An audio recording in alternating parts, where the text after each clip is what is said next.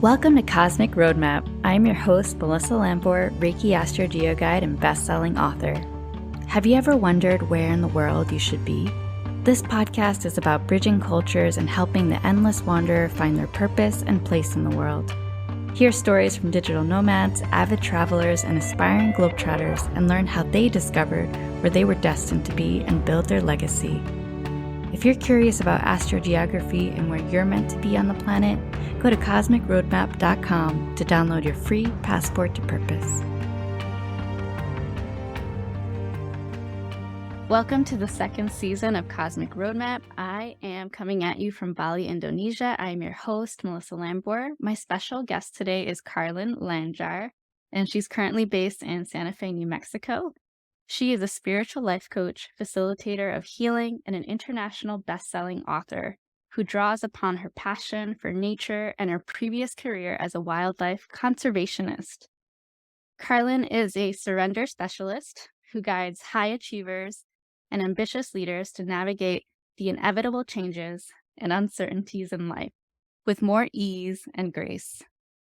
She is leading a movement to redefine success based on how we are feeling in our lives instead of based on what we do or have. She infuses her 20 plus years of experience in meditation, mindfulness, yoga, movement with energy work, ceremony, sacred space, and the wisdom and spirits of nature into her offerings. Karlyn is cherished for a non-judgmental and open heart, authenticity, vulnerability, and willingness to choose love and courage over fear again and again. So thank you so much for being on today. I had the pleasure of guiding Karlyn through her astro maps in my group experience, Passport to Purpose. And Karlyn also helped me transition into digital nomad life through her 1-month intensive coaching. So welcome so much for coming back. You were on episode 20, and this is going to be episode 40. So I love all the angel numbers. That's fantastic. Thank you so much for having me. I always have so much fun talking with you, Melissa. Yes. How has life been since Passport to Purpose? Just looking at your astro maps, I know that you moved from Mexico to New Mexico, and that was actually on the same line, your moon line and also your Saturn. So how has that life been? Life has been really incredible. So many synchronicities, things just coming together in ways I never anticipated. Of course, the whole transition period was quite intense, but I used all of my tools from my own surrender method to stay grounded, to, keep the higher vision throughout the process, because I had been in Mexico and we had, I think, done a session before Passport to Purpose where Yes. when I moved to Mexico, it was like, oh, wow, I'm on my moon line, Saturn line, and then Mercury was really close. Exactly, It for ran communication. just to the west. Mm-hmm. And so it was really an idyllic community. I've had it ticked all of the boxes and I was completely lit up. I met soul family immediately, like everything just clicked. And then I started incessantly dreaming about New Mexico. And it was, it's a little bit jolting because it was like, I'm at home here. This is wonderful. And it absolutely served a purpose. But I knew that I had to follow that niggle. And interestingly, the same to the Saturn and the Moon MC lines go right through where I am now and where I was in Mexico. And my spiritual friends joke and said, when you channeled Mexico, it was actually, you missed the word new. Right. But I also know that this is the first time in my life I've ever permanently settled. Like I'm choosing deliberately at this juncture in my life to root down. And I've never had that before. So the journey of, driving back through Mexico and then up through the States, I saw family in the Midwest and then came to New Mexico, not knowing, all right, is this call, are all my dreams and all these synchronicities, is this right? And when I came to these lands, day one, just met like my best friend here, met fantastic connections and people who just, it was like the hug, that soul hug of this is home, home. And the lands, it just felt like I'd never had that experience where I felt not just that I was choosing a place, but the lands were choosing me back Wow. for long term. And And it it was very emotional. It was, I like on my morning walks and nature immersions, I would just get so choked up. It's like, how do I get to be here? Thank you. Right. And yeah, for being such a nomadic person, you didn't see yourself settling in the US, right? So this was Definitely not. a complete shock, but just a testament to show, like, how your astro maps can, you were good in Mexico, but then in New Mexico, you had the same lines. How has that energy compared? Has there been similarities, in the energies? Especially Mhm. with the same, planetary energies, the moon and Saturn. Yes. So for anyone that's listening, moon energy has to do with grounding and feeling at home and, like, family surrounding you, and then Saturn energy is more about discipline and really, getting down to work. So, Yes. Those two energies absolutely feel very similar and aligned. And it's actually what I really desired in my life to create, to keep my business evolving. And so it was really when I landed to Mexico that I stepped into the fullness of my authority in my coaching business, because there were parts of me in during the pandemic in Wyoming that were holding back a little bit because of the relationship that I was in, where I didn't feel 100% safe to show my mystical side with him. So then in our house, of course, I was unconsciously not fully showing up in the, you know, full expression of my spirituality.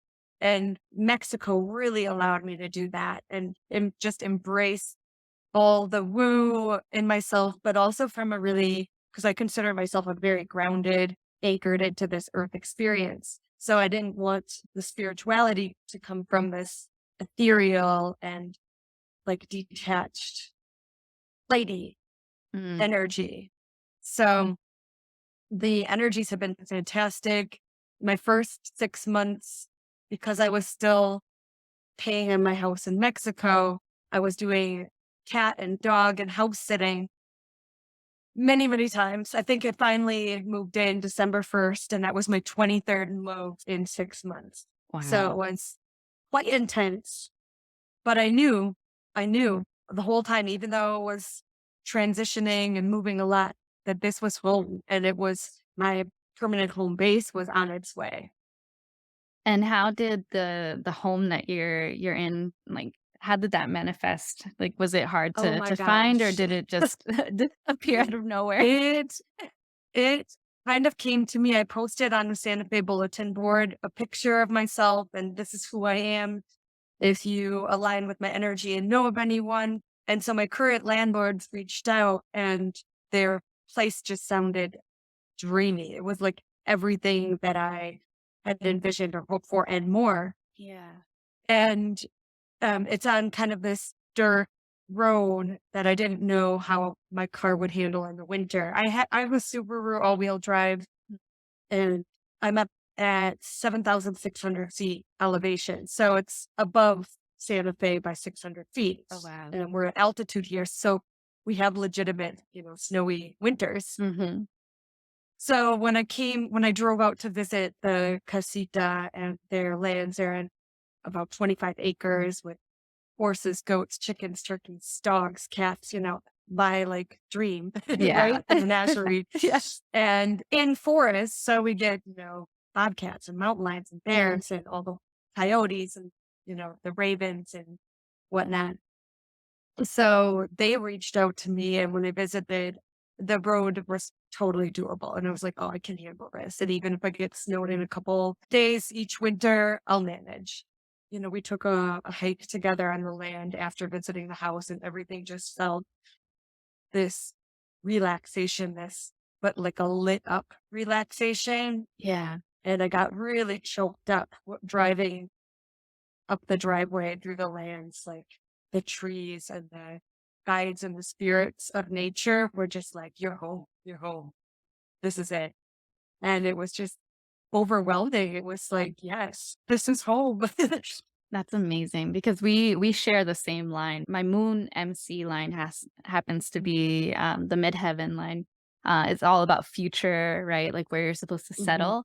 And mine goes through Bali, where I am right now, and yours goes through the Santa Fe Taos area, right? Mhm. And I've had a similar experience where, yeah, things have just manifested so easily. Like the business that I was able to join to allow me to stay here for 2 years, and then finding love very easily, like, a month after that, and then, like, moving in, a month after that, and now moving into a house, all within the span of, like, 6 3 months, that yeah, in the span of 6 months, but yeah, it's just really crazy. So I'm like, every month, I'm like, "So what's coming? What's coming up next?" And within a month, we'll be opening up, we're trying to convert the house into a hostel, so that's another experiment that's always been my dream because I the love that for you. yeah, That the is ul so perfect for the you. ultimate dream would be an eco resort, so this is just like a little experiment to see, just to Mm, get our feet wet.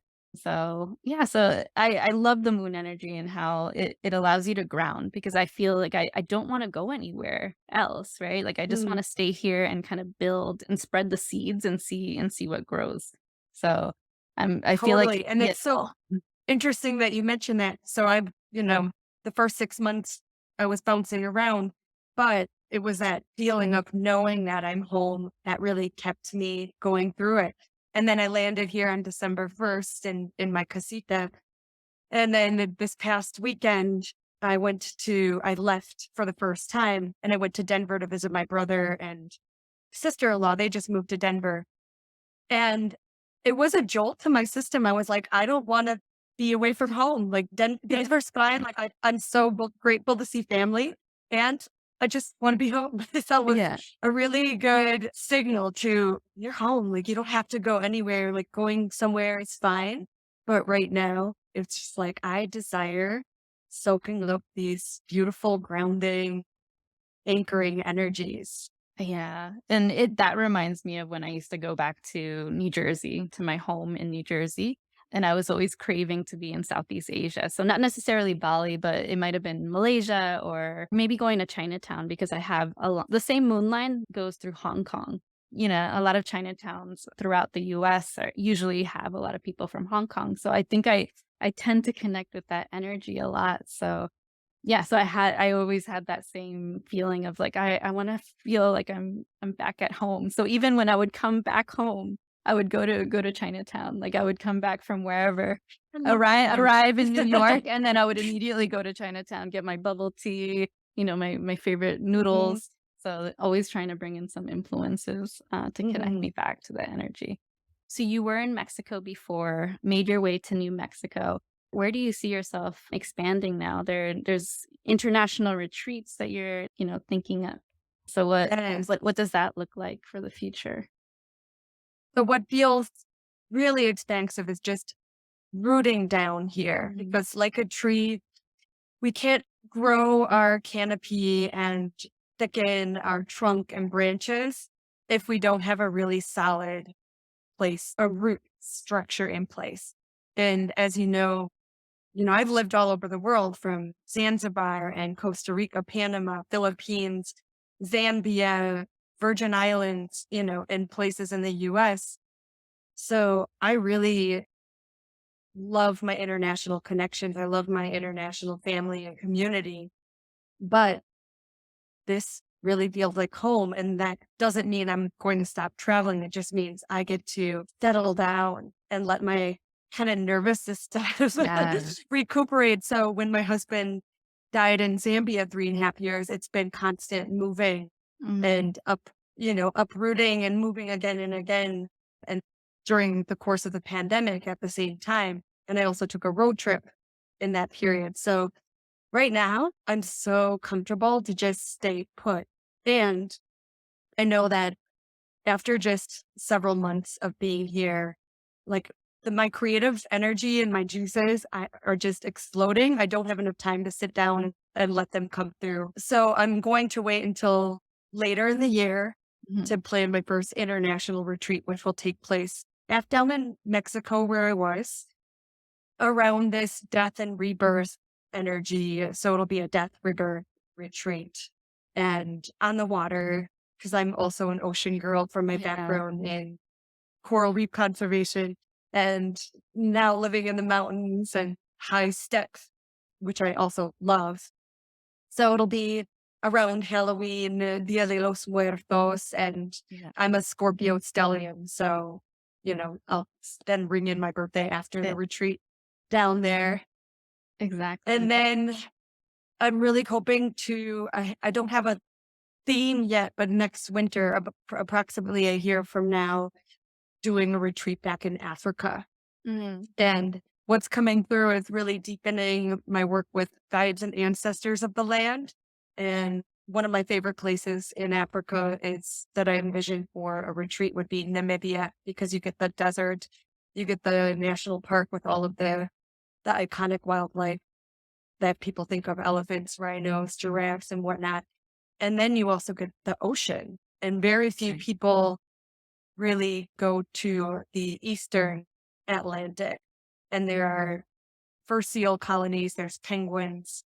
So it's just a really diverse country, and the energies of the land there are really powerful. The indigenous culture. I'm not an expert in it by any means, but I really picked up on that when Right. my late husband and I, that was our last international Mm. trip together in February, March of 2019. Yeah. And it was just a place that we were living in Zambia at the time, which is also, ugh, I will definitely be going back there too and hopefully leading a retreat there. So we'll see. That's still coming together. That sounds amazing, and I know we looked at the map and you had Jupiter Mm. energy, Jupiter IC, which IC Oh, usually yes. has to do with, like, family or ancestral connections, so that's exactly, like, what you're tapping into, like, these indigenous, Right. tribes and also tapping into an ancestor, energy, so Mhm. I love that. And Zambia, remember in Zambia, it was because that was more Southern Africa, Right. Cape Town. Yeah. But Zambia was super intense. I was on my Pluto line. Yes. So And transformation. that's where Cam died. Mhm. And that's what transformed my whole life and spurred me to look at my life completely differently and approach things differently and switch from managing wildlife conservation organizations to coaching and really Yes. facilitating people's, personal transformations to live a life that feels good. Yes, and how do you do that? How are your sessions? Like, how do you lead people into the work that you do? Mm. So I developed a surrender method, which is I really use a whole smorgasbord of tools, but I would say that my work is characterized with like really deep space holding.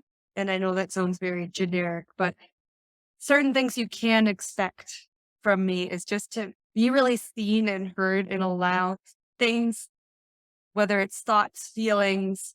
A lot of times clients will say, I've never shared this with anyone before. I've never felt safe to even fully acknowledge it or voice it out in front of myself. So creating that safe space to acknowledge the really deep unconscious thoughts, beliefs, or patterns because our unconscious is running 90 to 95% of our show. So you will do shadow work with me. You will do probably inner child healing and also expanding from to a place of pulling in our higher self, pulling in, whether it's starting with future self and then going into higher self work, but really allowing ourselves to see the expansion of what's possible and radically accept and love all parts of ourselves, even the ones that we've tucked under the rug or that we haven't wanted to face. So I do a lot of somatic work as well because I really am a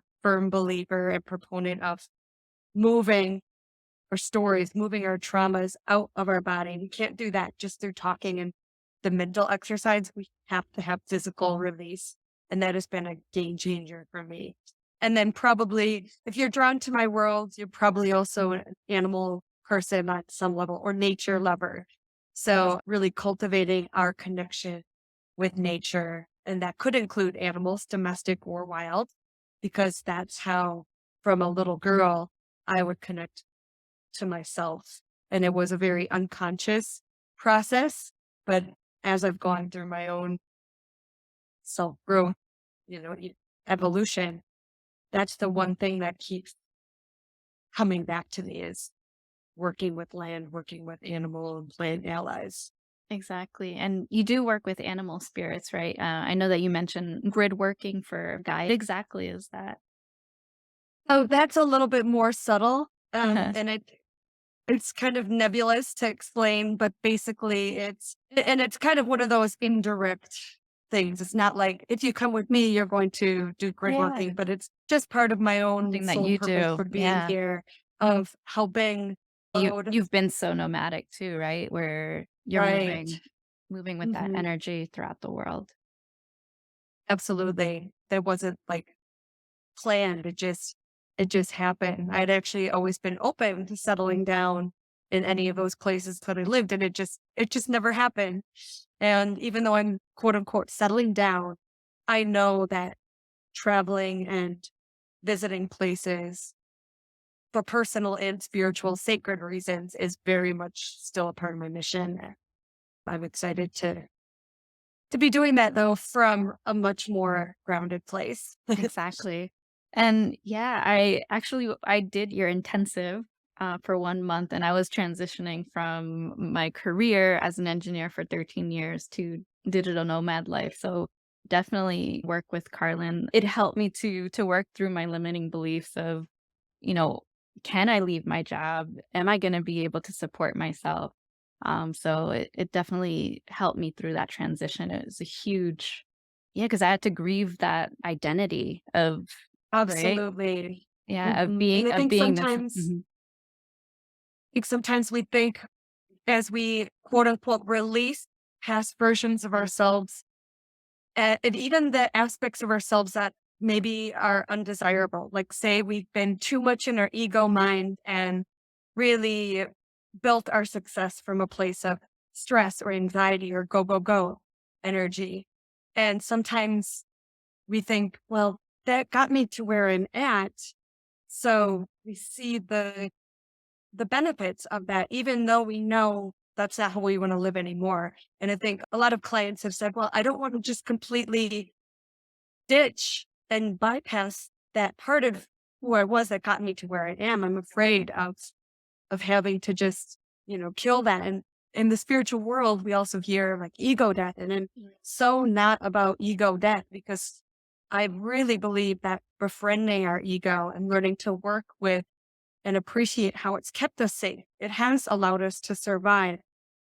And at the same time, we get to go beyond just surviving and work with, just turning down the volume of the ego so that it's not dictating and allow the voice of the heart and the soul and our intuition or our inner guidance to be turned up so that we get a much more balanced Right. perspective. And I know, there was recently an area in my life where I listened too much actually to my intuition and inner guidance. And it led me to undesired results where I was like, oh, I forgot because I'm so about following my inner guidance and signs and synchronicities. I forgot to also use the voice, the protective voice of the ego. So it's been a really good reminder to me that our ego, our mind, our rational mind is a gift and not to dismiss it. So at the same time, catching where it's limiting us and catching where it's on this vicious cycle that's repeating and where can we cut that and rewire our neural pathways to more productive thoughts and beliefs because we really move from a place of, our thoughts and beliefs create our emotions Mm, and then our actions are driven by the emotions that we had. So if we re-examine even just the language that we speak to ourselves, our basic I am statements or I have, that will shift everything because our emotions shift. So we're moving and acting from a completely different place that's still safe. I love that. And what programs do you have coming up, yeah, in the near future? Mm. So I am still running my 1 month one-on-one private, they're called intensives. So we do a real deep dive. You get a lot of customized tools and practices to support you and a weekly hour plus long session together. In March, I'll also be promoting my small intimate group program to help high achievers really come to a place of finding more joy and enjoyment, just moving through life more easily. Not that life becomes easy per se, but that we get to approach it with more ease. Because a lot of my clients are very career oriented, very driven, ambitious. So they have full calendars. A lot of them have families even without ditching their non-negotiables, but learning to build in sustainable practices that do allow them, in spite of their busy schedules, to move through it with more ease and create more spaciousness. And let's see, I have a free Joy of Surrender, kind of like a masterclass or workshop that anyone can just drop in and hear my take on surrender and how to incorporate surrender into your life. And immediately, I know this will probably publish afterwards, but people can go back to my IGTV lives that will be in my feed. I've got a 7-day Valentine's spiritual somatic self-love challenge. So giving small practices that you can infuse in your life, in your daily life, to cultivate a connection to yourself that brings you back to radical self-love, self-acceptance. Because when we connect back to ourselves, we're allowing ourselves to be connected to our inherent divinity and establish that inherent worthiness of love, connection, of health and vitality, of soul family, of rest, of being able to thrive instead of just survive. Mm. Yeah, definitely tune into any of her lives, her program coming up. And I know that you were mentioning, off camera that you were tapping into this self-love energy, and this is February that we're recording. How have you tapped into that energy of self-love? Really gone back to, it took a little bit of time to create rhythm and routine in my new space. So I'd really gone back to nourishing myself. Nourished is also my word for 2023. Mm. So it's tapping back into the journaling, the I am statements, and like the envisionment work of really feeling it. So anchoring those feelings of who I am when I see myself in this new life and creating beyond it. I do know that I want to have a life partner again at some point, so I'm open to it, but I'm not seeking it out. Absolutely connecting with the land. I mean, I do daily rituals and devotions. And lately I've been creating a lot of content around how to connect with the land energies. And I do nature-based mandalas. Sometimes it's just speaking and communicating to the trees. I found my favorite tree. So every day I go to her and just sometimes it's pray. Sometimes I cry to her. Sometimes I just sit with her and it's just whether it's 5 minutes or 30 minutes, it's establishing that connection to our environment that actually helps us connect back to ourselves. So that's been a really big one for me. Hmm. Thank you so much for sharing that. And thank you so much for being on today. You can follow Karlyn at Karlyn Langjahr on Instagram. Her information is going to be in the show notes, and also at karlynlangjahr.com, right? Your website. It should be active by then. All Yes. right. Awesome. All right. Well, thank you so much. And Thank you, remember, Melissa. thank you. And remember, lineage goes beyond your ancestors. You are meant to connect to the cosmos so you may finally find your cosmic family. Until next time. Thank you for listening to Cosmic Roadmap. If you would like to book a session with me to explore your own cosmic roadmap and chart your next destination in business, love, and life, then head over to cosmicroadmap.com.